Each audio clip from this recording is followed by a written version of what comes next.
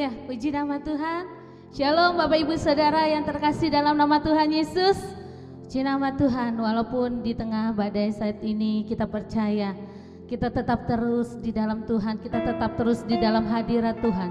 Kalau pada pagi hari ini kita boleh datang kepada Tuhan, semua karena anugerah Tuhan yang sungguh luar biasa.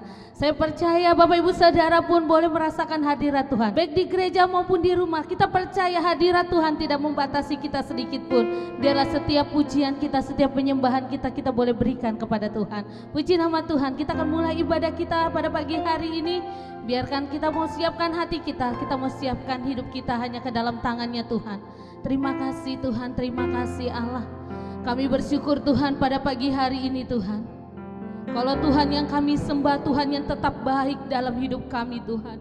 Kami percaya Tuhan, kuasa-Mu tidak membatasi apapun untuk kami boleh menyembah Tuhan, untuk kami memuji Tuhan, untuk kami memuliakan nama Tuhan. Walaupun mungkin saat ini kami boleh ada di rumah, kami boleh ada dimanapun Tuhan, tapi kami percaya Tuhan, hadirat Tuhan boleh hadir di tengah-tengah kami Tuhan. Tuhan tolong setiap kami Tuhan. Mungkin saat ini kami sedang dalam ketakutan, mungkin saat ini kami sedang dalam khawatir, mungkin saat ini kami sedang dalam kebimbangan, tapi kami percaya Tuhan, pada pagi hari ini ketika kami datang beribadah kepada Tuhan, ketika kami mendengarkan firman Tuhan, maka firman-Mu Tuhan yang akan memberkati setiap kami Tuhan. Terima kasih Bapa, terima kasih ya Allah. Kami siap Tuhan untuk memulai ibadah kami. Biarkan Allah Roh Kudus yang tetap terus bekerja di dalam hidup kami, hanya di dalam nama Yesus. Haleluya Yesus, haleluya, amin. Haleluya Yesus. Terima kasih Tuhan, terima kasih Allah. Hanya Kau Tuhan di hidupku, Kau berikan hidup yang baru. Darah-Mu menyucikan, pulihkan hatiku. Ku nyatakan Kaulah segalanya. Engkaulah sumber pengharapan, kuasa-Mu sanggup menyembuhkan. Jiwaku pun berserah hanya kepadamu, Yesus, Kaulah segalanya. Karena salib-Mu ku hidup, karena salib-Mu ku menang. Engkau yang berkuasa sanggup untuk melakukan mujizat-Mu. Karena salib-Mu ku hidup, karena salib-Mu ku menang. Engkau yang berkuasa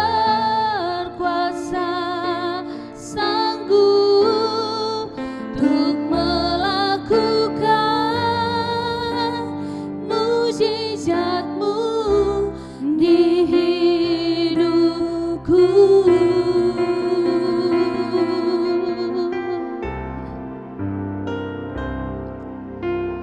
Engkaulah sumber pengharapan,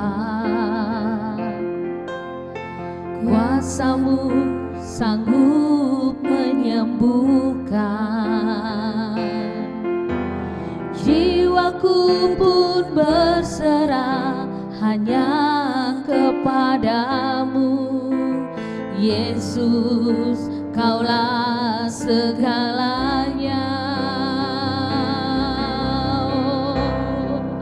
Karena salib-Mu ku hidup, karena salib-Mu ku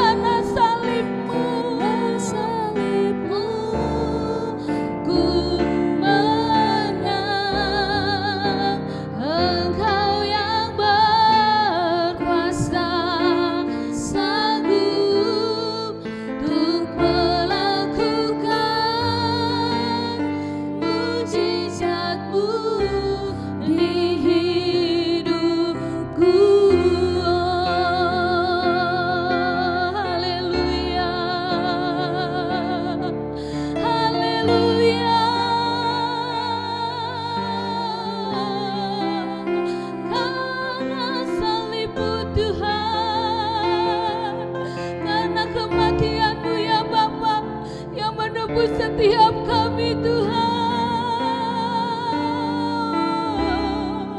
Terima kasih Bapa, terima kasih buat pengorbananmu Tuhan, terima kasih buat segala kebaikanmu ya Allah. Haleluya, oh haleluya, haleluya, haleluya, oh terima kasih Bapa, terima kasih Tuhan, terima kasih ya Allah buat setiap pengorbananmu yang sungguh luar biasa bagi hidup kami Tuhan. Karena salibmu lah Tuhan kami boleh Tuhan memperoleh hidup yang kekal di dalam Tuhan. Karena melalui kematianmu lah Tuhan kami boleh dimenangkan ya Allah. Terima kasih Tuhan, kini kami akan mendengarkan kebenaran firman-Mu. Biarlah firman-Mu yang boleh Tuhan memberkati setiap kami Tuhan. Haleluya Yesus, haleluya.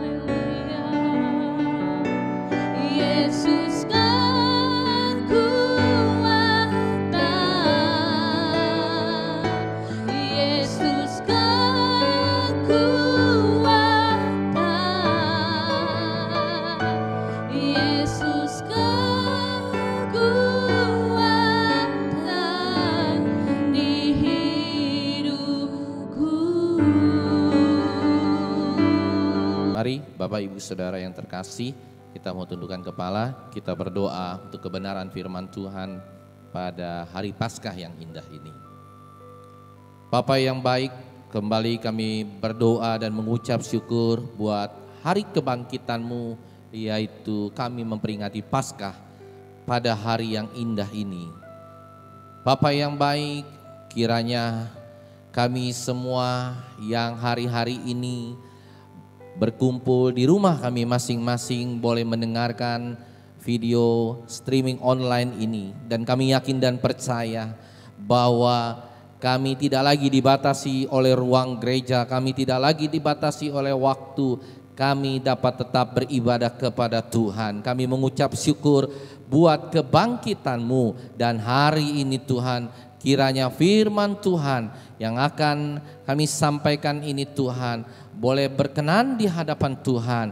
Dan terlebih lagi Tuhan, kami juga rindu agar seluruh umat-Mu yang mendengar dan menonton siaran ini boleh mengalami sukacita kebangkitan Kristus.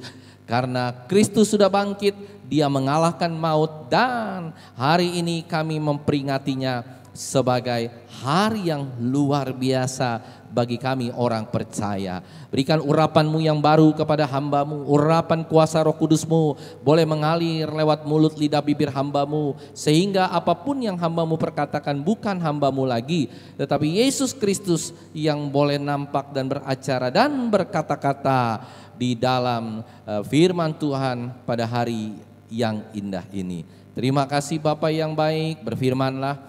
Kami akan duduk diam mendengarkan firman-Mu seperti telinga seorang murid dan hati seorang hamba. Haleluya, amin. Shalom Bapak Ibu Saudara yang terkasih.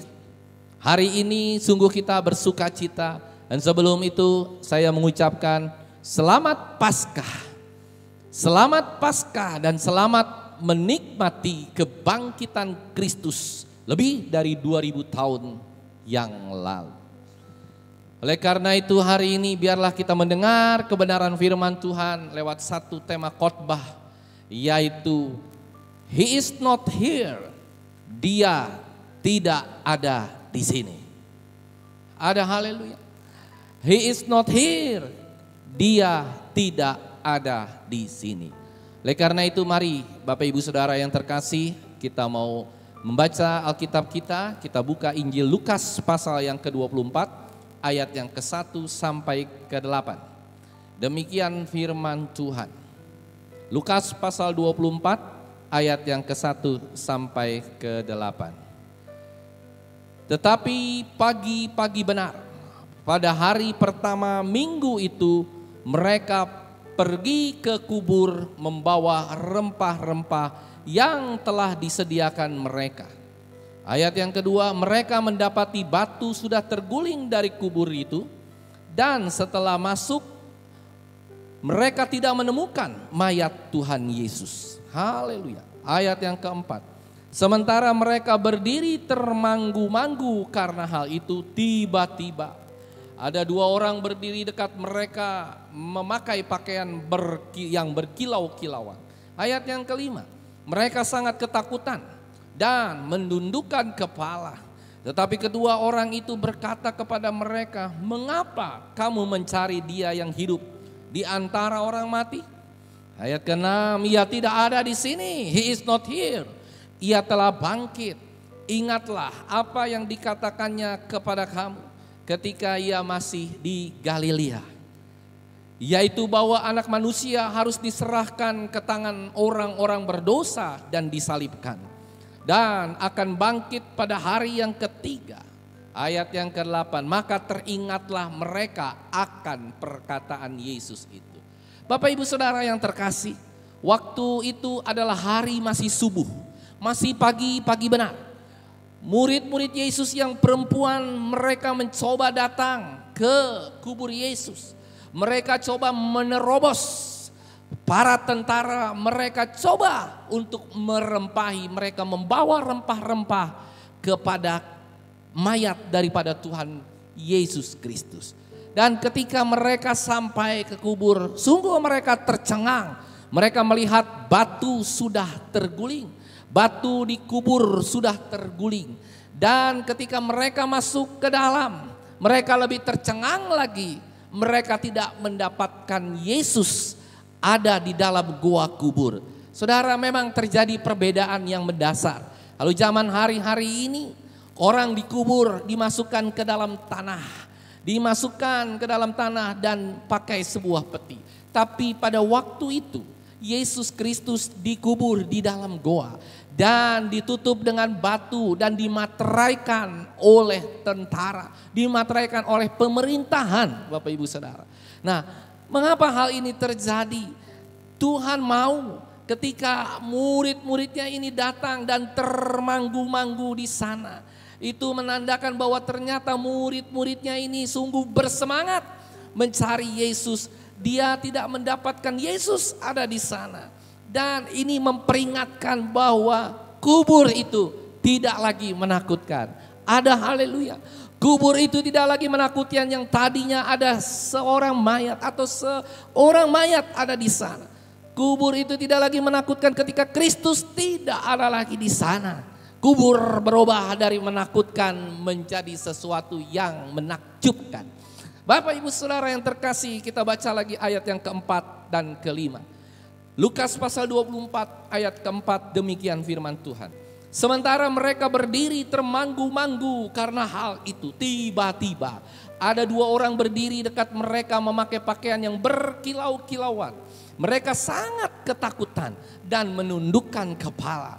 Tetapi kedua orang itu berkata kepada mereka, "Mengapa kamu mencari Dia yang hidup di antara orang mati?" Malaikat bertanya, "Mengapa kamu mencari Dia yang hidup dari antara orang yang mati?" Haleluya. Saudara, ini kembali meneguhkan kita semua. Dan ternyata rupa-rupanya Kristus itu dari sebelum Dia dilahirkan. Ketika Maria sedang mengandung bayi Yesus Kristus, ada malaikat yang memberitahukan bahwa Kristus itu adalah anak Allah. Kristus itu adalah juru selamat yang akan lahir. Jangan kamu takut. Tetapi Maria secara kemanusiaannya dia ketakutan. Dia mengatakan, bagaimana mungkin akan lahir daripadaku seorang juru selamat sedangkan aku belum bersuami. Saudara yang terkasih, ada malaikat ketika Kristus lahir. Malaikat pun datang menemui para gembala, memberitahukan Kristus sudah lahir, juru selamat sudah lahir. Dan ketika Kristus mati di atas kayu salib dikubur, ketika para murid-muridnya yang perempuan ini menemui mereka, mereka juga menemui dua orang malaikat. Haleluya. Ini menjadi tanda bahwa Kristus bukan orang biasa, bahwa Kristus itu adalah Allah yang sesungguhnya. Dari Dia lahir, sebelum Dia lahir, bahkan sebelum Dia lahir Dia sudah dinubuatkan untuk lahir menjadi seorang juru selamat. Sungguh luar biasa, sungguh bersukacita. Haleluya. Dan hari ini kita kembali mau diingatkan bahwa Kristus itu ketika Dia sebelum lahir bukan ahli Taurat yang diberitakan, bukan ahli Taurat yang diberitahu, tetapi Maria, seorang yang sederhana, seseorang yang tidak terkenal. Haleluya. Dan ketika Kristus lahir juga bukan raja, bukan ahli-ahli filsafat, bukan seseorang yang hebat, tetapi ketika Kristus lahir, yang diberitakan adalah para gembala, orang-orang yang tersingkirkan, orang-orang yang tidak dikenal. Haleluya. Bahkan ketika Kristus mati di dalam kubur, dibangkitkan, mereka juga tidak memakai siapapun, tetapi mereka hanya memakai murid-muridnya. Malaikat-malaikat ini memberitahukan kepada murid-murid Kristus yang perempuan. Dia tidak memberitahukan kepada rasul-rasul, dia tidak memberitahukan kepada murid-murid, dia tidak memberitahukan kepada ahli Taurat yang lainnya. Dan hari ini kita jadi mengerti bahwa ternyata Kristus itu mempunyai misi dan visi yang khusus. Dan dia katakan, malaikat itu katakan, He is not here. Dia tidak ada di sini. Itu kuburan itu bukan untuk orang hidup. kuburan itu untuk orang mati. Haleluya. Dari situ kita kembali mengerti bahwa kubur tidak mampu menahan Kristus bangkit. Ada haleluya. Kubur tidak mampu menahan Kristus untuk bangkit dari antara orang mati. Dan padahal kubur dijaga oleh tentara kiri kanan, mungkin depan belakang dijaga agar kubur ini aman. Tetapi sekali lagi tentara tidak dapat menghalangi, pemerintahan tidak dapat menghalangi, kubur pun tidak dapat menghalangi kuasa Tuhan untuk dia bangkit dari antara orang mati. Dari sini kita belajar, Bapak Ibu Saudara, betapa para murid-muridnya itu sungguh luar biasa. Dia pagi-pagi benar, subuh-subuh dia sudah datang kepada Yesus. Dia rindu untuk merempahi Yesus. Dia rindu supaya Yesus itu bisa harum wangi. Dan hari ini kalau kita tahu hal tersebut, kita kembali membuktikan bahwa semangat yang luar biasa dari murid-muridnya itu harus kita contoh. Hari-hari ini bayangkan Bapak Ibu Saudara, kita memang bersemangat dan percaya akan Kristus. Kalau ditanya Bapak Ibu Saudara percaya akan Kristus? Ya. Saudara yakin akan masuk surga? Ya. Saudara akan melakukan segala sesuatu untuk Kristus? Ya. Tetapi saudara, kesemangatannya itu seringkali rontok. Seringkali kesemangatan kita mencari Tuhan itu rontok ketika ada masalah, ketika kita bersinggungan, ketika kita berantem dengan teman sepelayanan kita, berkelahi, maka kita mundur dari pelayanan. Ketika kita mungkin mempunyai konflik dengan gembala sidang, mempunyai konflik dengan para pengerja, mempunyai konflik dengan siapapun yang ada di gereja, akhirnya kita mundur dari Tuhan. Apakah semangat itu yang kita miliki? Seharusnya kita tidak mundur dari gereja oleh karena tantangan dan rintangan. Bahkan sungguh luar biasa, Kristus juga tidak pernah mundur di dalam tantangannya. Maut dikalahkan oleh Kristus. Saya mau katakan hari ini, tantangan sesulit apapun, kalau kita mempunyai roh dari Tuhan yang bersemangat, yang menyala-nyala dalam melayani Tuhan, kita tidak akan pernah mundur dan tetap percaya bahwa Kristus itu adalah Tuhan yang hidup. Ada haleluya. Paulus mengatakan, bagi Kristus, bagiku hidup adalah Kristus dan mati adalah keuntungan. Di sini kita bisa melihat Kristus juga mengatakan, maut di manakah sengatmu? Dari sini kita mengerti mengapa Rasul Paulus mengatakan bagiku hidup adalah Kristus. Bukan bagiku hidupku untuk Kristus, bukan. Tapi bagiku hidup adalah Kristus. Kehidupan kita semua ini harus sesuai dengan Kristus. Mempunyai sifat sesuai dengan Kristus, mempunyai pandangan, mempunyai visi misi, mempunyai tujuan yang sama dengan Kristus. Karena itu mati pun adalah merupakan suatu keuntungan. Jika semangat kita hidup untuk Kristus, kita adalah Kristus, hidup kita adalah Kristus, maka di dalam melayani Tuhan kita tidak hitung-hitungan kepada Tuhan. Yang percaya katakan amin. Kita tidak lagi hitung-hitungan kepada Tuhan. Kita hari-hari ini seringkali ketika pelayanan kita itu tidak dihargai oleh manusia, kita hitung-hitungan, kenapa pelayananku tidak dihargai? Kenapa aku sebagai seorang pendeta, sebagai seorang gembala sidang, tapi tidak seorang pun yang menghargai aku? Banyak orang-orang demikian mundur dari pelayanan. Tapi saya mau katakan, kita tidak harus hitung-hitungan. Apapun yang terjadi di dalam pelayanan hidup kita, kita terus melayani Tuhan sekalipun kita tidak dihargai.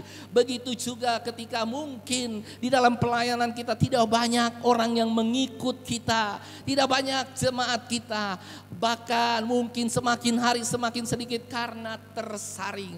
Hari itu juga saya mau katakan, hari ini juga saya mau katakan, tetaplah kita melayani Tuhan, karena kualitas kita melayani Tuhan bukan berdasarkan kuantitas. Ada haleluya. Kualitas kita melayani Tuhan itu adalah kualitas yang sesungguhnya. Persekutuan kita dengan Tuhan itu lebih dari segala-galanya. Bahkan ketika kita sudah tidak ada lagi orang untuk menemani kita, kita seakan-akan sendirian, tetaplah jangan pernah berhenti melayani Tuhan. Ada haleluya.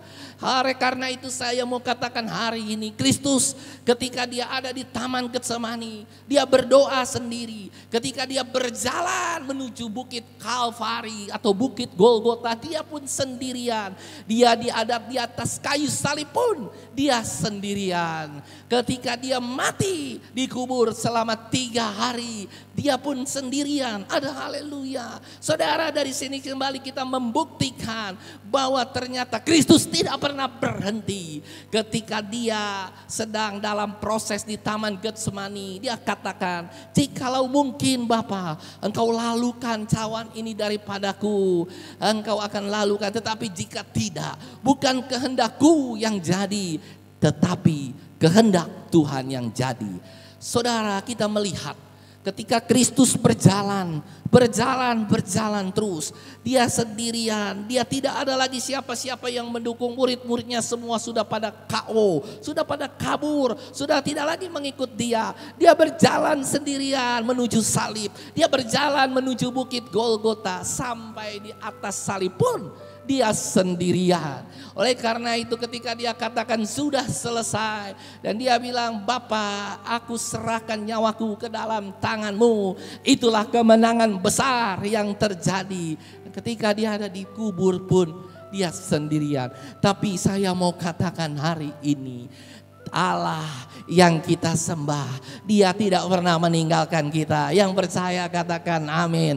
Ketika Yesus Kristus ada di dalam kubur, saudara bayangkan, Allah yang kita sembah yang dahsyat membangkitkan dia dari antara orang mati. Haleluya. Dia bangkit, maut dikalahkan. Amin. Dia bangkit, maut tidak lagi punya gigi, maut tidak lagi punya sengat.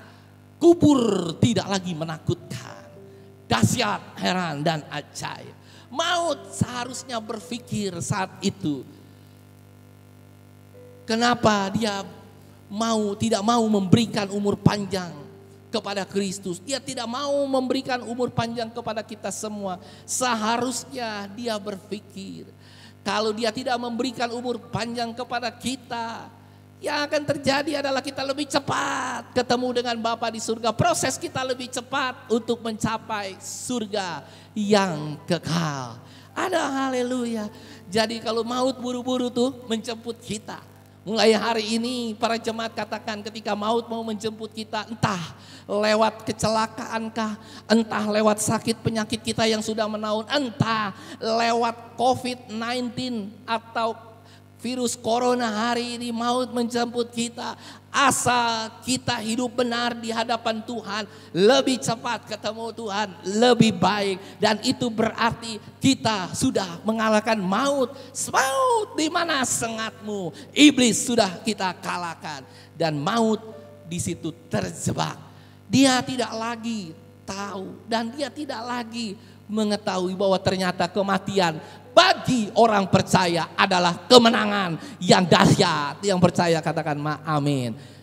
Kematian bagi orang percaya adalah kemenangan di atas segala-galanya. Makanya mulai hari ini, mari Bapak Ibu Saudara yang terkasih, kita rubah cara pandang kita terhadap dunia ini. Saya mau katakan, enggak penting seberapa lama kita hidup. Yang percaya katakan amin. Tetapi lebih penting bagaimana caranya kita menjalani kehidupan ini. Bagaimana caranya selagi kita hidup kita mengisi kehidupan ini. Ada amin. Itu yang susah.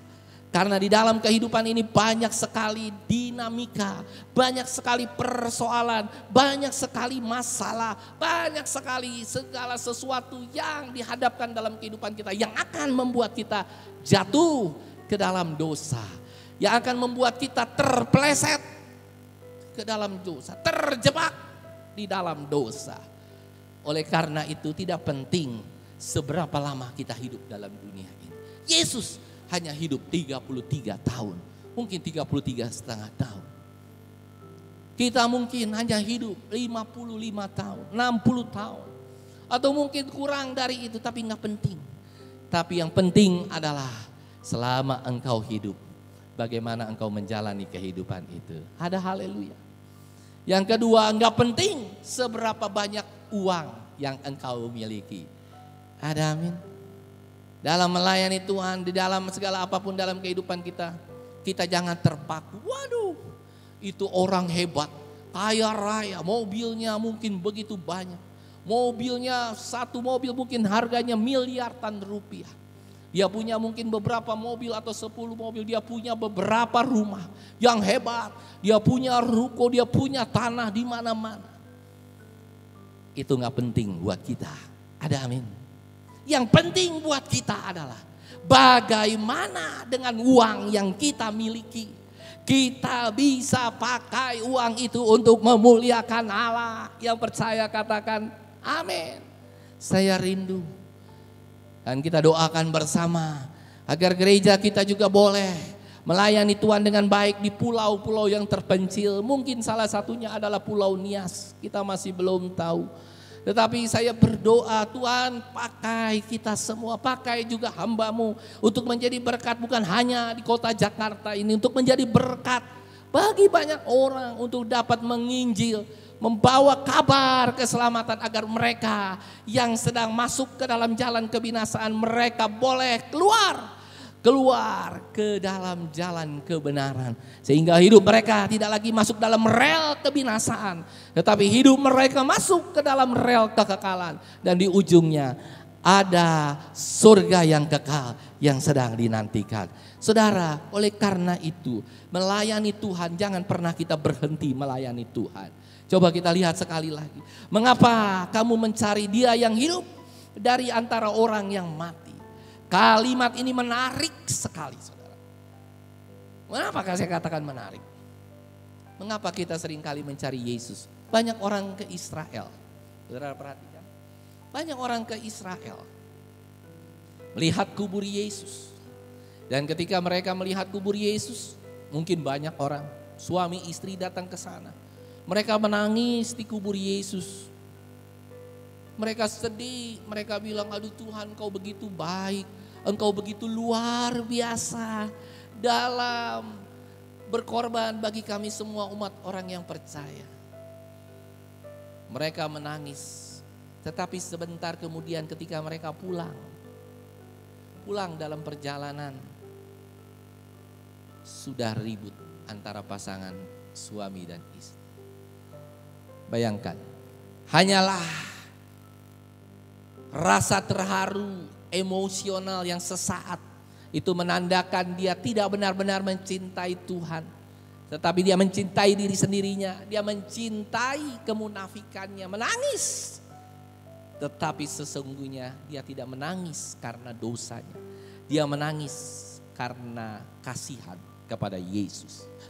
Yesus tidak perlu dikasihani. Justru dia mati di atas kayu salib seperti saya katakan pada Jumat Agung kemarin, penuh dengan sukacita karena dia menang atas maut. Walaupun hari itu dia belum tahu akan bangkit atau tidak. Tetapi sudah dinubuatkan bahwa dia akan bangkit pada hari yang ketiga. He is not here. Dia tidak ada di sini. He is not here. Kristus atau Yesus Kristus tidak ada di dalam kubur. Saudara, apa ini? Ini sungguh luar biasa. Saudara ingat Lazarus waktu dia mati. Dia dihidupkan. Ingat baik-baik, dia dihidupkan. Dan dia kembali kepada tubuh lamanya. Waktu anak muda dinain mati dengan seorang ibunya, seorang janda. Dia dibangkitkan, dia bukan dibangkitkan, dia dihidupkan. Dan dia kembali kepada tubuh lamanya. Saudara yang terkasih, kita bisa melihat di sini. Mereka masih kembali kepada tubuh lamanya. Tetapi Yesus berbeda. Yesus dibangkitkan, itu bukan dengan tubuh lamanya. Yesus dibangkitkan, dia tidak perlu manusia untuk membangkitkan. Dia tidak perlu siapapun untuk membangkitkan dia. Berbeda dengan Kristus. Kristus tidak perlu siapapun, dia bangkit oleh Allah sendiri. Dan ketika Yesus dibangkitkan, Kristus dibangkitkan oleh Allah Bapa di surga. Dan dia ketika dia selesai dibangkitkan, dia bukan lagi mengenakan tubuh lamanya, tapi dia mengenakan tubuh baru, tubuh kemuliaannya. Haleluya. Sungguh sesuatu hal yang berbeda. Lazarus dibangkitkan, Lazarus dihidupkan. Anak muda yang mati dinain dihidupkan. Itu mereka dihidupkan dan mereka kembali ke tubuh lamanya tidak lama kemudian. Dengan umurnya mereka akhirnya mati seperti biasa. Tapi Kristus ketika dia dibangkitkan dari antara orang mati, dia tidak pernah mati lagi. Ada haleluya. Dia hanya mati satu kali dan hidup dua kali. Yang percaya katakan amin. Kristus itu ketika dia bangkit dari antara orang mati, dia tidak akan mati lagi. Dia mengenakan 100% tubuh barunya. Praise the Lord. Dia tidak pernah termakan oleh apapun. Hidupnya akhirnya dia hidup yang berbeda. Dia menampakkan diri kepada murid-muridnya juga sesuatu hal yang berbeda. Dia sudah penuh dengan tubuh kemuliaan Allah. Oleh karena itu seharusnya kita juga harus memuliakan Allah di atas segala-galanya. Menyenangkan Tuhan di dalam segala aspek kehidupan kita. Saudara-saudara, perlu kita kritisi dan perlu kita ketahui. Dan kita perlu juga berhati-hati. Yesus itu hidup di antara orang mati. Tapi jangan sampai kita nanti mati di antara orang hidup. Nyaho ente, ngerti ente maksud saya. Jangan sampai kita itu hidup. Jangan sampai kita itu mati di antara orang yang hidup. Masih ingat cerita Yehezkiel? Ketika itu dia bangkitkan tulang-tulang berjalan. Seperti mayat berjalan. Saudara, kalau kita perhatikan baik-baik, orang di dunia ini lebih banyak mati dan mereka seakan-akan hidup di antara orang hidup. Tapi sesungguhnya mereka mati di antara orang hidup. Mereka itu sebenarnya sama seperti mayat yang sedang berjalan. Kalau kita belum mengenal Kristus itu kita seperti mayat yang sedang berjalan, saudara. Dan jangan sampai ini terjadi dalam kehidupan kita. Kita itu mati di antara orang hidup.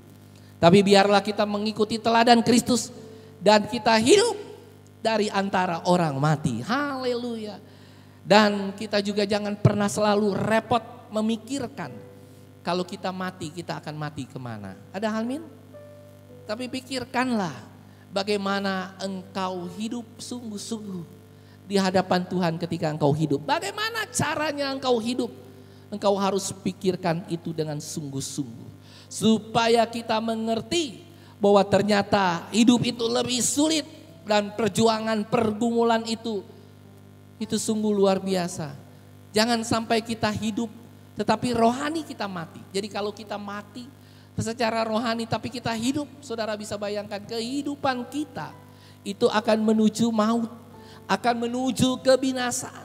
Tetapi kalau rohanimu hidup dan engkau hidup, berarti engkau hidup sampai selama-lamanya.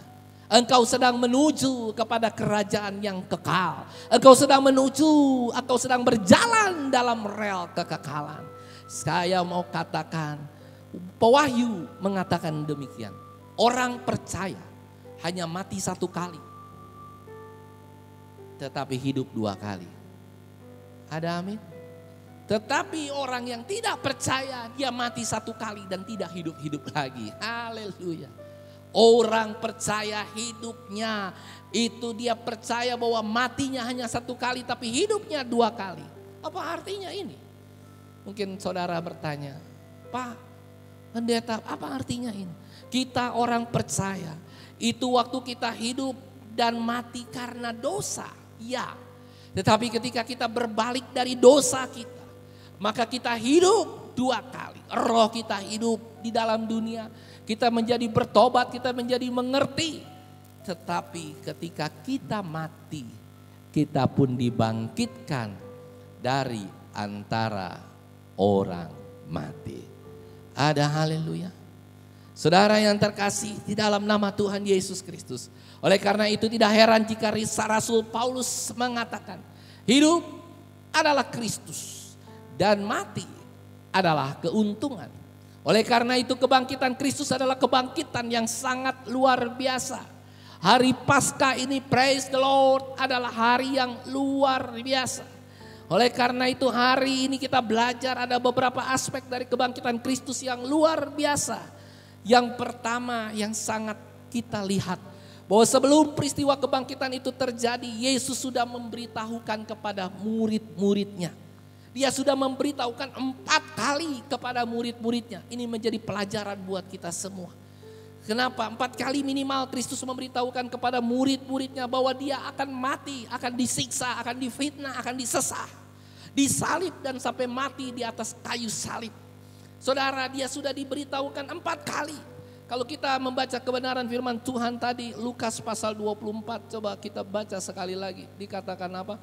Lukas pasal 24 ayat yang ke-8.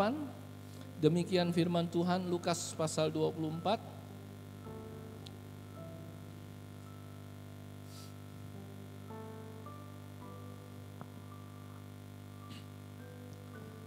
Ayat yang ke-7. Yaitu bahwa anak manusia harus diserahkan ke tangan orang-orang berdosa dan disalibkan. Dan akan dibangkitkan pada hari yang ketiga. Maka teringatlah murid-murid Kristus akan perkataan Yesus itu. Murid-murid itu mengenal, mendengar dan melihat langsung apa yang dikatakan Yesus saat itu. Tetapi sungguh sangat disayangkan, ironis. Murid-murid Kristus bersama-sama dengan Kristus, makan bersama dengan Kristus, tidur bersama dengan Kristus. Mungkin kalau ada kesulitan, mereka juga minta pertolongan Kristus, diskusi dengan Kristus. Tapi sangat disayangkan Bapak Ibu Saudara, sangat disayangkan. Mereka yang mengalami itu, Yesus sudah bilang dia akan mati, disesah, dia akan mati di atas kayu salib. Dia akan dibangkitkan pada hari yang ketiga. Tetapi murid-muridnya semua bukan tidak mengerti. Mungkin hari itu murid-muridnya tidak peka terhadap perkataan Tuhan. Bahkan Yudas menjualnya dengan 30 keping perak, harga seorang budak. Petrus juga sama. Dia melihat, dan ketika orang bertanya kepada Petrus, Petrus, engkau adalah bagian dari mereka, bagian dari Kristus. No, saya tidak kenal dengan Kristus, Yesus itu. Sekali lagi dikatakan, Petrus, bukannya engkau bersama-sama melakukan mujizat bersama Kristus? No, saya nggak kenal itu Yesus siapa. Mungkin itu Yesus anak tukang kayu kah, anak tukang tahu kah? Saya nggak kenal. Siapa Yesus? Padahal sebelumnya, ketika Yesus memberitahukan kepada murid-muridnya bahwa mereka akan tercerai-berai, bahwa mereka akan kabur semua, Kristus sudah tahu terlebih dahulu dan memberitahukan kepada murid-muridnya. Tapi apa kata Petrus? Biar mereka semua tercerai-berai, tapi aku tidak. Luar biasa. Perkataan Petrus ini luar biasa. Kenapa luar biasa, saudara? Luar biasa kacau balaunya. Luar biasa imannya yang kacau balau. Oleh karena itu pemberitahuan Kristus 4 kali itu tidak cukup. Oleh karena itu kita harus berhati-hati dalam melayani Tuhan. Mengerikan ya, berhati-hati kita melayani Tuhan. Karena kenapa? Sungguh tragis, sungguh ironis. Sudah diberitahu 4 kali. Tidak mengerti juga, berjalan bersama dengan Kristus, tidur, makan, berdiskusi, melakukan mujizat, tetap tidak mengenal Kristus, tetap tidak peka terhadap Kristus. Begitulah hari-hari ini orang-orang percaya. Dan mungkin juga kami di dalam pelayanan. Kita mungkin sering berpikir kita sudah melakukan pelayanan dengan hebat. Kita sudah melakukan pelayanan seminggu mungkin 4-5 kali. Ada doa pagi, doa malam, mungkin kita belajar PA, pendalaman Alkitab. Kita melayani Tuhan lagi hari Minggu. Kita sangka itu sudah cukup buat Kristus. Dan kita sangka itu sudah berkenan buat Kristus. No. Seringkali itu tidak berkenan kepada Tuhan. Kenapa? Kalau bukan anugerah Tuhan untuk kita dipakai untuk melayani Tuhan, itu sama sekali tidak ada artinya, tidak ada value-nya buat Tuhan. Yang saya mau katakan hari ini, hidup pelayanan itu akan menjadi benar kalau kita mendapat anugerah dan kemurahan dari Tuhan. Ada haleluya. Dalam beragama kita percaya kepada Kristus, ya, akan tetapi belum tentu kita punya hubungan yang khusus dan erat berjalan bersama dengan Kristus. Belum tentu. Saudara yang terkasih, sungguh pemberitahuan berita tentang kebangkitan Kristus itu baru diketahui murid-muridnya. Dan murid-muridnya ini baru sadar. Bayangin saudara, bayangkan. Murid-murid yang berkumpul ya. Kalau kita mungkin di jemaat gereja Bethel Aberta Ministry ini, kita berjalan bersama-sama. Saya sudah kasih tahu sama jemaat. Dek, jangan nikah sama si Abdul. Dek, jangan nikah sama si Abdul. Dek, jangan nikah sama si Abdul. Nikah juga. Tidak mendengar. Tidak mendengar nasihat mungkin dari seorang gembala atau seorang hamba Tuhan yang ada di gereja kita. Kita hajar terus. Dan kita gak sadar, kita baru sadar ketika si Abdul ternyata KDRT. Ketika si Abdul ternyata kasar sama kita. Ketika si Abdul ternyata hidupnya tidak berkenan kepada Tuhan, jauh dari Tuhan. Dan kita baru sadar. Beginilah murid-murid Kristus. Dia baru sadar, mereka baru sadar setelah Kristus itu benar-benar bangkit dari antara orang mati. Aneh ya, sungguh aneh bin ajaib. Murid-murid Kristus yang berjalan bersama dengan Kristus baru sadar kok Kristus berbangkit ya. Kalau dia bisa bangkit, baru mereka teringat. Makanya dari Lukas pasal 24 ayat ke-8 dikatakan, maka teringatlah mereka akan perkataan Yesus itu. Mereka baru teringat akan perkataan Kristus. Kenapa mereka teringat? Ketika mereka mengalami situasi dan kondisi yang sulit. Ada haleluya. Oleh karena itu saya mau sampaikan kita pada hari-hari ini. Apapun yang kita pernah dengar firman Tuhan yang mengingatkan kita hari lepas hari. Baik itu lewat ibadah komsel kah, PA kah, lewat ibadah raya kah, doa pagi, doa malam. Itu sungguh berguna buat kekuatan kita. Yang percaya katakan amin. Ketika kita menghadapi wabah yang berat seperti hari-hari ini, wabah virus COVID-19 ini. Atau dengan istilah kerennya adalah virus Mbak Corona. Ada haleluya. Kenapa ini namanya perempuan? Karena corona. Kalau laki-laki namanya korono. Kok koronotomo. Saudara, kita bisa melihat di dalam kita menghadapi kejadian-kejadian ini. Apa yang membuat kita kuat? Perkataan-perkataan firman, perkataan-perkataan Kristus, ada haleluya. Kita yakin dan percaya bahwa kita ini akan tetap kuat. Karena apa? Karena yang pegang kendali atas dunia ini bukan virus corona, ada haleluya. Yang pegang kendali atas dunia ini bukan si iblis. Yang pegang kendali atas dunia ini bukan sakit penyakit. Tapi yang pegang kendali atas dunia ini adalah Tuhan yang kita sembah, yang sudah bangkit dari antara orang mati. Namanya Yesus Kristus. Ada haleluya. Dialah Allah yang kita sembah. Dia Allah yang tidak pernah lalai. Dia Allah yang tidak pernah gagal di dalam melakukan segala sesuatu. Dia sanggup membuat bintang tergantung di langit. Dia sanggup membuat matahari berputar. Dia sanggup membuat bulan. Dia sanggup membuat air di lautan. Apalah lagi binatang-binatang hewan yang ada di lautan. Dia sanggup membuat dengan tugasnya masing-masing. Dia sanggup membuat hewan di darat. Dia sanggup membuat segala sesuatu. Memang ya, virus akhir-akhir ini menggoncang iman dan percaya kita. Ya, bagi orang yang kurang percaya.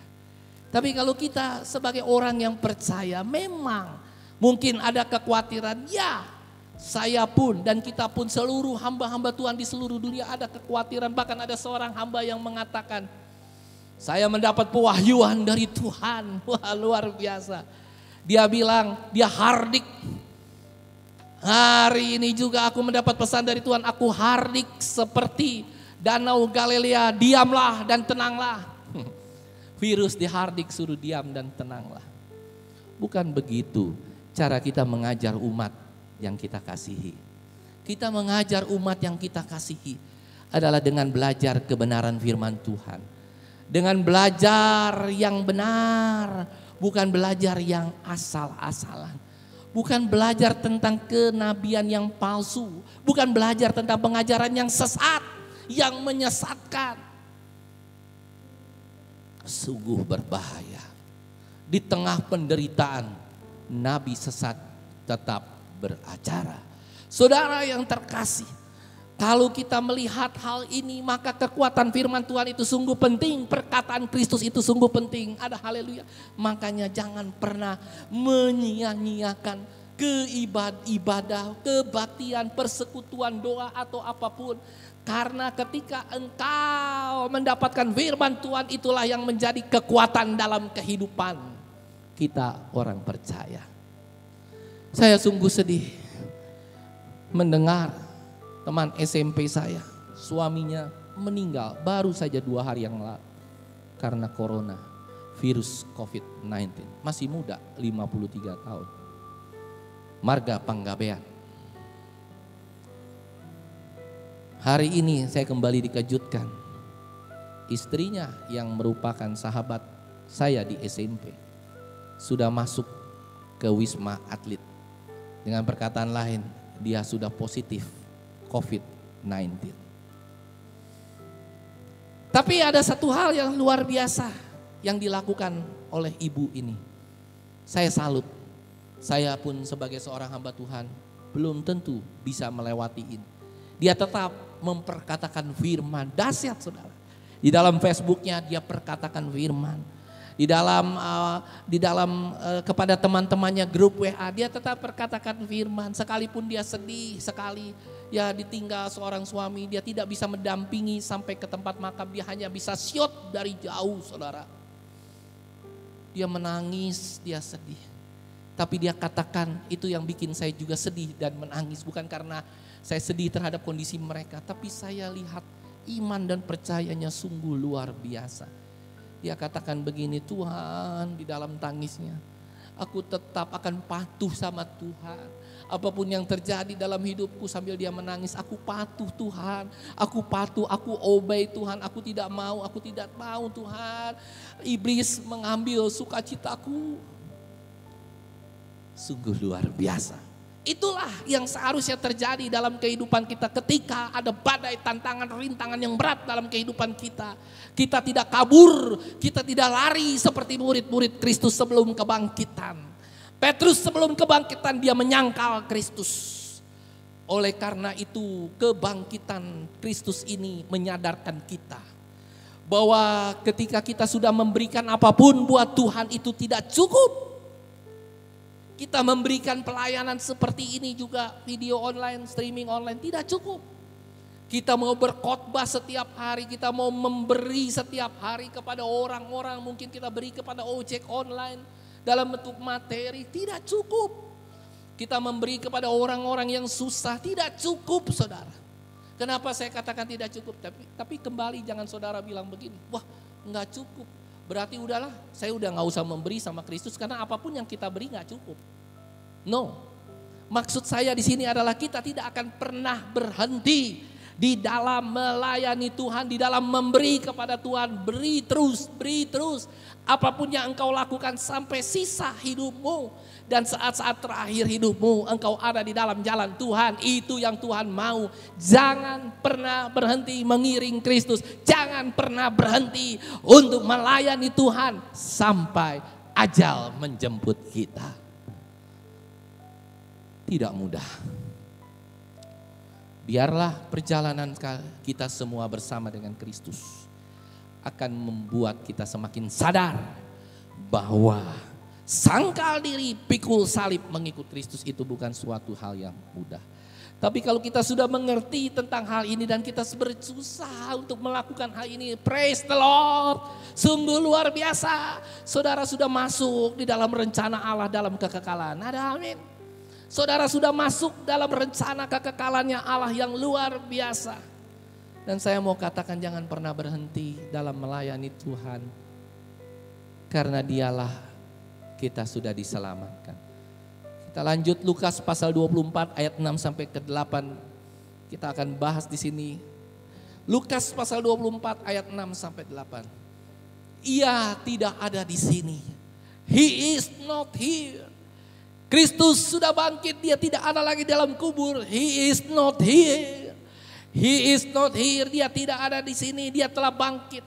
Ingatlah apa yang dikatakannya kepada kamu tuh saudara, ketika ia masih di Galilea.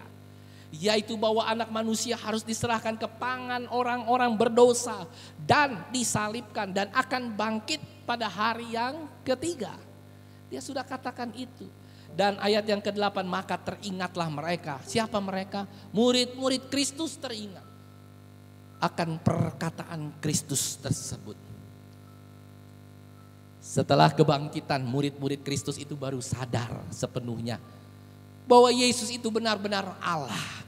Dan dia baru sadar mengatakan, padahal nabi-nabi sudah mengatakan lebih dari 700 tahun yang lalu sudah dinubuatkan bahwa Kristus akan lahir. Matius bahkan sudah berteriak, anak darah itu sudah mengandung. Anak darah itu mengandung juru selamat namanya Yesus Kristus. Matius sudah mengatakan dan berteriak. Tapi orang tetap tidak sadar. Musa bahkan sudah berkata dari awal perjanjian lama dikatakan akan ada pemimpin besar yang akan datang. Saudara yang terkasih, kalau kita belajar tentang Alkitab, ya, kalau saudara rajin belajar Alkitab dari perjanjian lama, terus belajar. Apalagi nih hari-hari ini kita ada di rumah terus, ada haleluya. Siapa yang sudah belajar Alkitab atau belajar nonton sinetron setiap hari? Nonton film, nonton sinetron, nonton kungfu, nonton ini, nonton itu, semua ditonton. Ya kan, asik dengan Facebook, asik dengan Instagram, ya kan, tag sana, tag sini, foto kiri, foto kanan, foto pakai masker kan sekarang lagi gaya tuh. Kalau kita lihat di mana-mana, jemaat kita juga ada beberapa yang foto di mall di mana pakai masker. Wah, cepret. Haleluya. Seharusnya Tuhan sebenarnya sedang memberikan kita waktu untuk kita lebih banyak bersekutu kepada Tuhan pada hari-hari ini. Dia rindu agar kita bisa membaca. Dan kalau saudara lihat, tidak ada satupun ayat dari firman Tuhan dari kitab perjanjian lama sampai perjanjian baru akhir ini, kitab Wahyu, itu sangat presisi, sangat tepat. Pewahyuan sangat tepat, nubuat sangat tepat, semua sangat tepat saudara. Sungguh luar biasa, gak ada yang meleset sedikit pun. Waktu Yesus bangkit, Thomas tercengang, Thomas syok, dan dia gak percaya. Sampai dia bilang, ini Yesus atau bukan? Dia minta mencucukkan tangannya di tangan Yesus. Oh iya jarinya, oh benar bolong Yesus. Makanya Yesus langsung mengkoreksi. Thomas, kamu percaya karena kamu melihat. Tapi berbahagialah orang yang tidak melihat tapi percaya. Ada perubahan besar saudara yang terjadi sebelum Kristus itu bangkit dari antara orang mati dan setelah Kristus itu bangkit dari antara orang mati. Salah satunya saya mau katakan, dan ini semua murid-murid Kristus. Dulu saya pernah katakan, wah murid-murid Kristus itu meninggalkan Kristus ya waktu dia sebelum disalib. Ya apa ya? Ya. Tapi saudara tahu nggak bahwa setelah kebangkitan Kristus, Kristus bangkit dari antara orang mati. Praise the Lord. Apa yang apa yang mereka lakukan? Petrus yang tadinya menyangkal Yesus sampai 3 kali. Sebelum Yesus dibunuh, disangkal. Tetapi setelah Yesus setelah Yesus bangkit dari antara orang mati, dan sehari itu Petrus akan dihukum. Dia dihukum, disalib dengan kepala terbalik di bawah dan kaki di atas. Apa yang Petrus katakan? Aku lebih taat kepada Tuhan daripada kepada sesama manusia. Bunuhlah aku. Hari itu Petrus mati dengan tersalib. Aku tidak layak untuk mati di kayu salib. Sekalipun kepala aku ada di bawah dan kaki aku ada di atas. Petrus katakan begini, lebih baik aku mati seperti seorang nabi yang luar biasa di kitab perjanjian lama. Dia mati digergaji, saudara. Luar biasa, dia mati digergaji, dikulitin satu persatu, saudara. Bayangkan, sampai sebegitu luar biasanya pengorbanan yang sangat luar biasa. Dan hari itu Petrus berubah. Oleh karena itu kalau kita hari ini memperingati kebangkitan Kristus dari antara orang mati, yaitu Paskah. Kita sudah menang, Kristus sudah menang dari antara maut. Hari ini seharusnya kita semua berubah. Lebih mencintai Yesus daripada segala-galanya, daripada segala apapun yang kita miliki. Ada haleluya. Di sini banyak akhirnya kembali murid-murid Kristus itu beriman. Mungkin hanya Yudas yang ngebablasan. Akhirnya dia mati dengan sangat mengenaskan.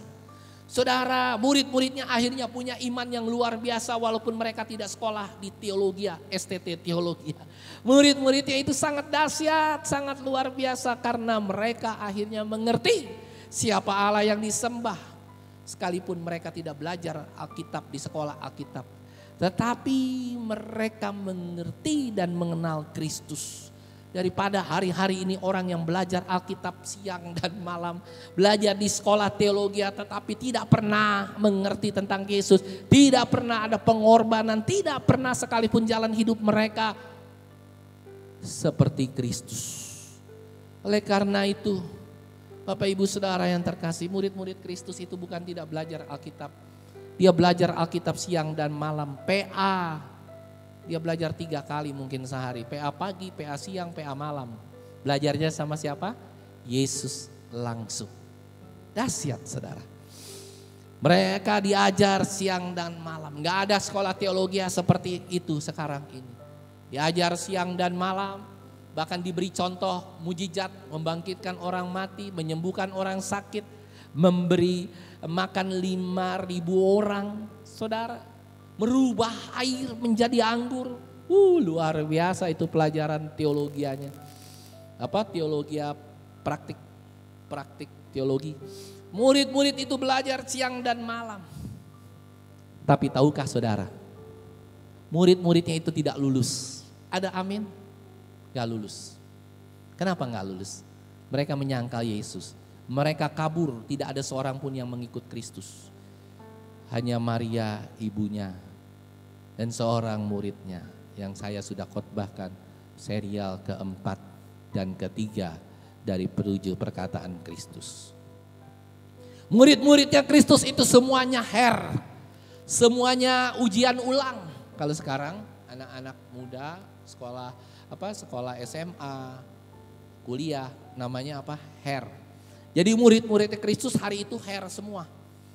Gagal semua, nggak ada yang lulus saudara. Ya kan? Barulah ketika sudah gelombang kedua Yesus bangkit, baru mereka satu persatu lulus. Petrus yang tadinya menyangkal Kristus, dia tidak menyangkal Kristus sampai pada hari dia mati di atas kayu salib yang terbalik itu. Setelah mereka mengerti. Oleh karena itu Bapak Ibu Saudara yang terkasih, coba hari ini kita periksa siapa diri kita. Kita Petrus sebelum kebangkitan Kristus atau kita Petrus setelah kebangkitan Kristus? Di mana posisi hidup kita? Oleh karena itu saya katakan jangan pernah peduli untuk melayani Tuhan dihargai atau tidak dihargai oleh orang lain. Ada amin? Kalau kita yakin dan percaya, kalau kita tahu siapa Yesus yang kita sembah, siapa Yesus yang kita layani, demi Tuhan yang hidup, kita gak perlu dihormati oleh orang. Kita gak perlu dihormati oleh siapapun. Kita tidak perlu pengikut sekalipun. Tapi kalau kita berkhotbah yang seperti demikian, sungguh jarang orang mau mengenal Kristus. Mereka mau mendengar khotbah, sakit disembuhkan, miskin menjadi kaya, perekonomian yang rusak Tuhan akan bangkitkan. Bahasa roh bisa membuat daya imunitas tubuh kita menjadi luar biasa. Boloon, bodoh, dibodohi oleh pendeta-pendeta palsu dan nabi-nabi palsu. Bagaimana mungkin Yang namanya bahasa roh itu bukan untuk daya imunitas tubuh kita menjadi tinggi. No. Berbahasa roh itu adalah karunia Tuhan. Tidak semua orang bisa berbahasa roh. Saudara baca dalam Alkitab baik-baik. Tidak seorang pun berbahasa roh langsung. Waduh, daya imunitasnya tinggi. Mengalahkan imbus, mengalahkan obat-obatan daya tahan imunitas. Mereka cukup berbahasa roh, maka daya imunitasnya menjadi tinggi. Sungguh penyesatan yang menyesatkan di gereja Tuhan. Saudara yang terkasih, oleh karena itu hari ini, biarlah kita menjadi Kristen-Kristen yang sejati, menjadi murid Kristus yang sejati. Sehingga kesulitan akan selalu menjadi pembentukan iman. Dan cinta kita kepada Tuhan semakin bertumbuh. Dan jika kita jatuh cinta kepada Tuhan, seperti suami istri yang jatuh cinta kepada Tuhan, maka dia harus rela berkorban. Yang percaya katakan amin. Dalam situasi dan kondisi yang sulit seperti ini saudara, coba lihat banyak sekali orang-orang yang sekarang di PHK, orang-orang yang tidak lagi mendapatkan pekerjaan, susah. Lihat, kalau suami dan istri benar-benar cinta, mereka akan melewati ini dengan saling rela berkorban. Yang percaya katakan amin. Jangan sampai ketika sedang terjadi kesulitan yang seperti ini langsung sang istri bilang, aduh engkau tidak lagi mampu menghidupi aku, engkau tidak lagi memiliki apa-apa, aku tidak mau lagi, kita berpisah. Itulah saudara, seharusnya itu tidak terjadi. Kenapa? Orang yang rela, orang yang saling jatuh cinta, seharusnya rela berkorban bagi orang lain. Yang percaya katakan amin. Seorang anak yang mencintai orang tuanya, seharusnya dia tidak mencintai orang tuanya karena banyak warisan. Ada haleluya. Seorang anak yang seharusnya mencintai orang tuanya apa adanya, bukan ada apanya. Seharusnya seorang anak dididik oleh orang tuanya, tidak ditinggalkan warisan yang begitu banyak, karena tidak lama kemudian dia bukan cinta kepada orang tuanya, dia cinta kepada warisan orang tuanya. Saudara, kalau kita melihat hal itu, maka kita menjadi semakin mengerti bahwa cinta dan kasih kita kepada Kristus, kepada orang tuanya kita itu harus lebih dari segalanya. Dan apakah kita tetap mencintai orang tua kita di dalam ketiadaan dia, di dalam kemiskinan dia, di dalam ketidakmampuan dia? Apakah kita tetap mencintai orang tua kita? Apakah kita tetap mencintai Kristus? Sekalipun wabah COVID ini tetap berlangsung terus menerus. Ada haleluya. Bukan merupakan suatu hal yang mudah bagi kita. Kita tetap berdoa agar Tuhan bekerja dengan luar biasa. Maksud saya bekerja dengan luar biasa bukan hanya menyembuhkan orang-orang yang sakit COVID. Ya, kita mau. Bukan hanya memulihkan COVID-nya lenyap.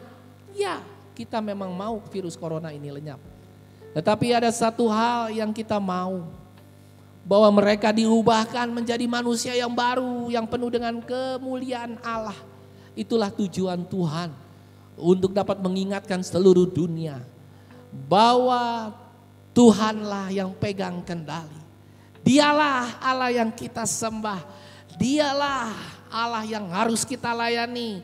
Jangan dengan keributan, jangan dengan paksaan apapun.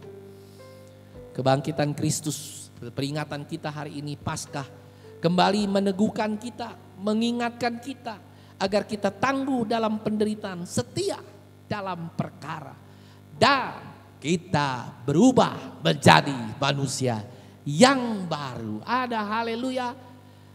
Selamat Paskah, selamat menikmati kebangkitan Kristus. Shalom, Tuhan memberkati. Haleluya. Mari kita tundukkan kepala, kita berdoa untuk kebenaran firman Tuhan. Terima kasih Bapa yang baik buat kebenaran-Mu yang Tuhan sudah sampaikan kepada kami semua. Kami rindu Tuhan, sekalipun hari-hari ini kami sedang menghadapi permasalahan yang berat, tapi kami yakin dan percaya dengan kebangkitan Kristus dari antara kami, bahwa Engkaulah yang memegang kendali atas dunia.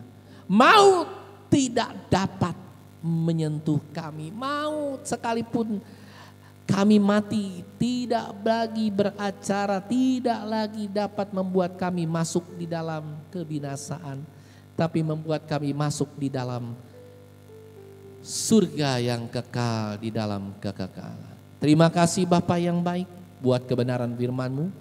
Pada hari Paskah yang indah ini kami berdoa kiranya seluruh murid-murid Tuhan yang hadir dan menonton video streaming ini boleh berubah menjadi manusia yang baru penuh dengan kemuliaan Allah. Terima kasih Bapa yang baik, hanya di dalam nama Tuhan Yesus Kristus kami sudah berdoa mengucap syukur. Haleluya. Amin. Shalom jemaat Tuhan, berikut pengumuman gereja sepekan. Ibadah raya online pada hari Minggu 17 April 2020 pukul 10 waktu Indonesia bagian Barat. Ikuti setiap video-video khotbah dan ibadah melalui channel YouTube Aberta Ministry dengan cara search pada YouTube GBI Aberta Ministry. Selanjutnya, bagi jemaat yang ingin memberi persembahan dan perpuluhan dapat ditransfer ke rekening BCA 0653682627 atau mandiri 900038672490. Tuhan Yesus memberkati.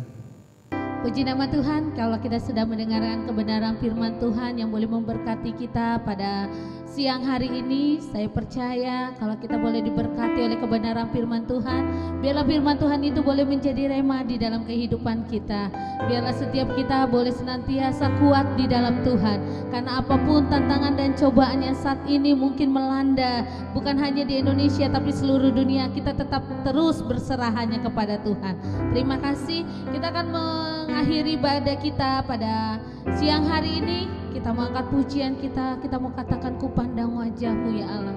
Ku pandang wajah-Mu dan berseru, pertolonganku datang dari-Mu, peganglah tanganku, jangan lepaskan, Kaulah harapan dalam hidupku.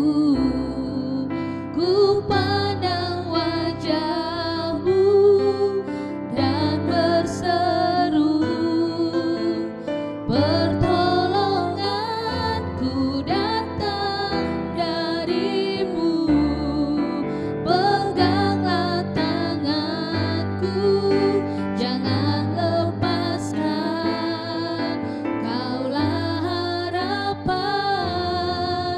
dalam hidupku.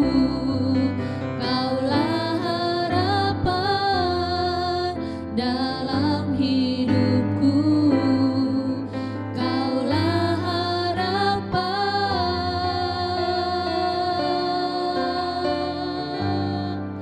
dalam hidupku. Mari Bapak Ibu Saudara yang terkasih, kita mau berdoa syafaat dan juga hari ini kita akhiri ibadah ini. Mari kita tundukkan kepala, kita berdoa. Terima kasih Bapa yang baik buat segala kebaikan Tuhan dalam ibadah pada hari raya yang indah ini. Hari ini sungguh kami bersuka cita karena kebangkitan Tuhan membuat hidup kami menjadi berubah dan diubahkan. Kami menjadi manusia yang baru, kami menjadi manusia yang penuh dengan harapan yang baru. Bukan di dunia ini, tetapi harapan kami untuk mencapai pada hidup yang kekal. Terima kasih Bapa yang baik, kami berdoa khususnya bagi para jemaat-Mu, Gereja Betel Indonesia Aberta Ministry ini Tuhan. Seluruh umat Tuhan yang sedang menyaksikan video streaming online pada Paskah ini. Bapa, Engkau berkati seluruh umat-Mu, Engkau berkati seluruh jemaat-Mu Tuhan. Proteksi mereka dari segala macam virus wabah, baik virus COVID, corona dan yang lainnya Tuhan. Engkau memberikan mereka kekuatan yang selalu baru. Engkau juga menjaga mereka, memagari mereka semua usaha dan bisnis mereka Tuhan. Sehingga apapun yang terjadi dalam kehidupan mereka, mereka masih tetap ada di dalam jalan Tuhan dan usahanya pun tetap Tuhan berkati. Kami juga berdoa bagi mereka yang mungkin hari-hari ini sedang sakit, terbaring di rumah, sedang sakit, terbaring di rumah, sedang sakit. Kami berdoa hari ini biarlah Tuhan penyembuh, Tuhan Allah yang akan menyembuhkan mereka di dalam nama Tuhan Yesus Kristus. Engkau sembuhkan sakit penyakit mereka, Engkau pulihkan hidup mereka. Dan itu semua bukan kehendak kami yang jadi, tapi kehendak Bapa lah yang jadi. Kami terakhir juga berdoa Tuhan untuk bangsa dan negara kami. Kami berdoa untuk presiden kami Jokowi dan semua stafnya Tuhan, para menteri yang sedang bersatu menghadapi wabah virus corona atau COVID-19 ini. Kami terlalu yakin dan percaya Tuhan bahwa badai pasti akan berlalu. Dan kami juga yakin dan percaya pertolongan Tuhan tidak pernah terlambat. Pertolongan Tuhan pasti akan tepat pada waktunya. Tugas kami adalah hari ini memohon ampun kepada Tuhan. Ampuni Tuhan seluruh dosa bangsa Indonesia. Ampuni seluruh dosa bangsa di dunia ini Tuhan. Agar ada belas kasihan-Mu Tuhan, untuk dapat menghasilkan solusi yang terbaik dalam virus COVID-19 atau virus corona ini dalam nama Tuhan Yesus Kristus. Karena Tuhanlah yang punya kendali atas dunia ini, kami berdoa, kami percaya sepenuhnya akan Tuhan. Engkau berkati, berikan hikmat kepada para pemimpin kami, presiden kami Tuhan, menteri kesehatan kami, seluruhnya Tuhan yang sedang berusaha, berjerih lelah untuk dapat menghadapi virus ini. Bahkan seluruh tim dokter, para perawat yang ada di rumah-rumah sakit baik di Indonesia maupun di seluruh dunia, Tuhan berikan mereka kekuatan. Keluarga mereka Engkau juga beri kekuatan yang selalu baru Tuhan. Bahkan bagi mereka yang terjun langsung di garda terdepan untuk menghadapi virus ini, Tuhan proteksi mereka, Tuhan bekerja dengan luar biasa. Terima kasih Bapa yang baik. Terakhir Tuhan, kami berdoa bagi seluruh umat Tuhan, hamba-hamba Tuhan yang ada di daerah-daerah terpencil maupun yang ada di perkotaan yang sedang bergumul hal yang sama. Tuhan, biar belas kasihan-Mu turun atas kami semua Tuhan, sehingga kami semua dapat berdoa, bersungguh-sungguh punya iman yang sama untuk dapat melalui hal ini dalam nama Tuhan Yesus Kristus. Kami yakin dan percaya Tuhan akan juga memulihkan bangsa ini. Tuhan akan memulihkan gereja ini. Tuhan akan memulihkan seluruhnya Tuhan di dalam nama Tuhan Yesus Kristus. Dan kami yakin dan percaya bahwa Tuhanlah yang tetap memegang kendali. Engkaulah satu-satunya yang kami andalkan dalam kehidupan kami. Terima kasih Bapa yang baik. Kau berkati hamba-hamba-Mu yang juga sudah melayani, baik worship leader, singers, para pemain musik. Begitu juga dengan semua tim yang merekam YouTube ini Tuhan. Biarlah apapun yang mereka lakukan yang terbaik untuk Tuhan dan upah mereka besar di surga. Terima kasih Bapa yang baik buat segala sesuatu. Dan hari ini Tuhan, kami berterima kasih karena kebangkitan-Mu membangkitkan iman dan semangat kami, membuat kami menjadi berubah menjadi manusia yang baru dalam nama Tuhan Yesus Kristus. Terima kasih Bapa yang baik. Dan sebelum kami tinggalkan rumah Tuhan di tempat ini, saudara-saudara yang terkasih yang seluruhnya ada di rumah kita masing-masing, biarlah kita siap menerima berkat-Nya Tuhan. Mari kita arahkan hati kita, mengangkat tangan kita tinggi lewat kepala dan siap menerima berkat-Nya Tuhan. Bapak Ibu Saudara yang terkasih dalam nama Tuhan Yesus Kristus, terimalah berkat daripada Allah Bapa, persekutuan daripada Allah Roh Kudus, dan kasih sayang daripada Tuhan Yesus Kristus akan menaungi seluruh jalan masuk keluar kehidupan kami, pekerjaan kami, usaha kami, pelayanan kami, pendidikan kami, dan apapun yang kami lakukan yang terbaik bagi Kristus sampai Kristus Yesus datang yang kedua kali. Terima kasih Bapa Surgawi, Tuhan Yesus memberkati. Ku bersyukur padamu Tuhan, sebab kasih setiamu di hidupku, anugerah-Mu besar bagi di setiap langkahku. Ku memuji-Mu,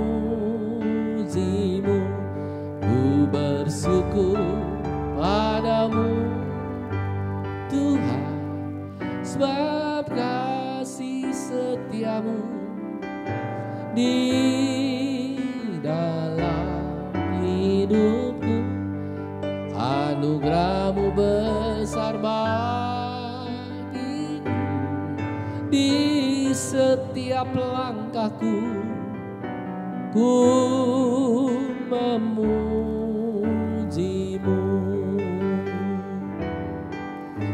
ku memuji-Mu,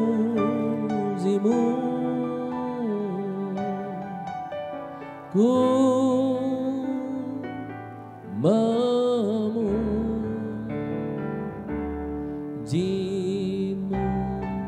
Ya, ibadah sudah selesai.